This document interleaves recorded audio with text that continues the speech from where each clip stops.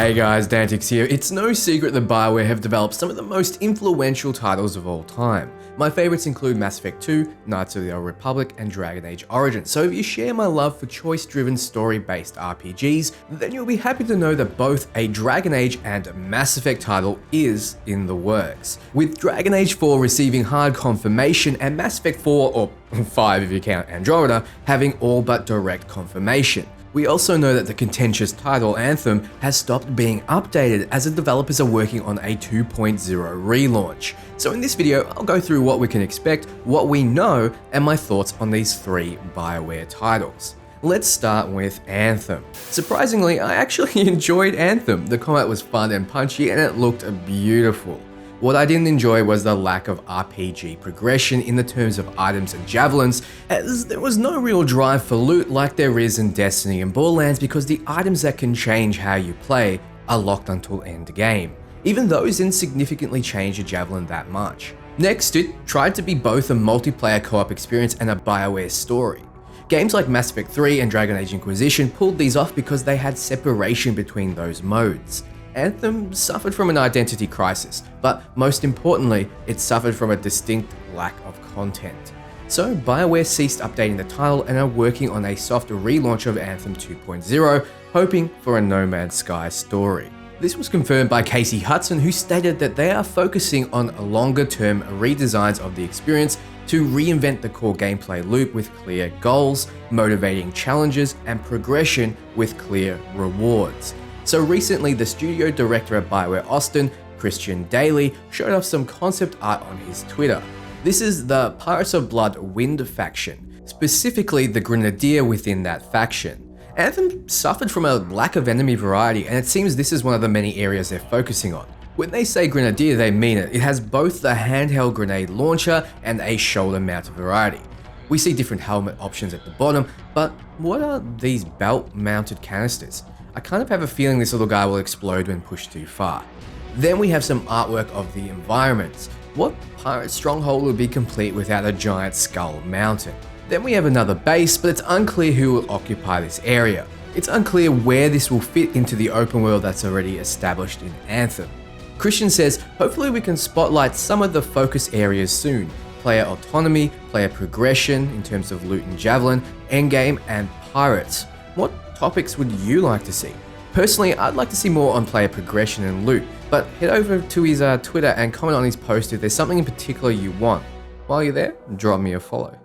So Anthem is repairing Commander, but what about Dragon Age? You told me it was underway. Yeah? Well, recently Mark Dara, the executive producer at Bioware, known for being a massive information tease, recently dropped the veil and straight out told us how it is. He says, 1. We are working on the next Dragon Age. 2. We are working from home. 3. Working from home is harder. 4. We are making progress. So there you have it. If I had to guess, I would say most of Bioware proper are all hands on deck with Dragon Age's development, with a small team on Anthem and a small team on Mass Effect, but I'll talk about that soon. Right now, what do we know about Dragon Age? Well, if any channel says we know anything solid beyond this potential setting and antagonist, they're lying to you. Even that is speculation at this stage because they could do a 90-degree turn. During the EA Play showcase, they did briefly tease us with a gateway and city corrupted by red lyrium and a tree. I could make a 10-minute video speculating their significance, but I'll leave that with you. It's a safe guess to say the game will take place in the Tevinter Imperium, an area we haven't visited yet in the franchise, in the games at least, and we'll be trying to stop the Dreadwolf from tearing down the barrier between our world and the Fade. Really, it feels like the final boss of Inquisition will be the literal world-destroying threat in Dragon Age 4. The stakes were high in Origin, then they dipped lower in 2, and then they went region-destroying in Inquisition, and now they seem to be up to world-ending. I'm excited for its continuation. If you haven't played Dragon Age Inquisition and the DLC Trespasser, I highly recommend doing so to get all caught up on the story.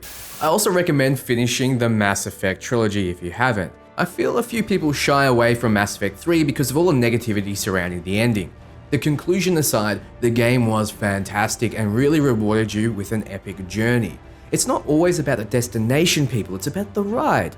And there were a lot of fun rides. I mean, it was a fun ride. The ending at release was a bit content dry, but since then has been drastically improved with free DLC, and with the Citadel DLC, it introduces an amazing send-off to the series. I kind of admit to tearing up the best time. With that in mind, there's been a few hints at a remaster in the works. I already covered this in a video here, so check it out if you want to know more. It's also been suggested by Casey Hudson and Michael Gamble that a new mainline Mass Effect is being worked on. However, it will arrive after the next Dragon Age. If you want more evidence, check out this video below. I mentioned Casey Hudson. Well, he was the man who brought the franchise to life, and he is back at Bioware.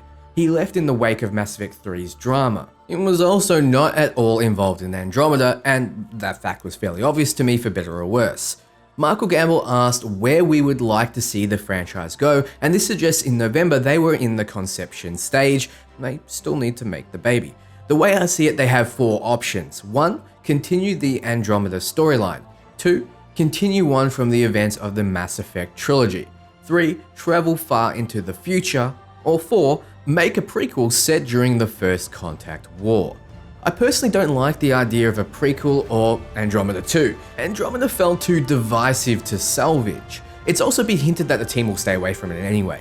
Even if you very much enjoyed the game, from a business perspective, it would be setting cardboard as the foundation and hoping the structure is solid enough to stand on its own. I know many of you don't want to hear that opinion, but most would just be happy with a mainland Mass Effect 4 and Andromeda storyline finished in novels. I think the best chance to salvage the series is to introduce new characters in the Milky Way galaxy, a galaxy with already rich and established lore, with a sense of wonder and surprise you can't get from a prequel. But we still have a long ways to go. We can expect a lot more information on Anthem in the coming months, and we're likely to get more information on the next Dragon Age soon, but I wouldn't hold my breath for Mass Effect just yet.